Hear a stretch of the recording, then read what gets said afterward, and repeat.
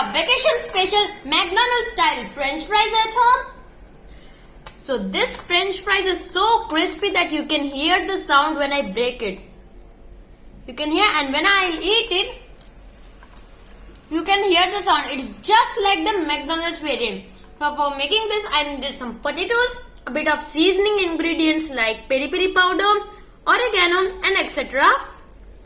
And I fried this in oil, and I have also deep freezed it a bit. So the whole process will take around 1 to 2 hours.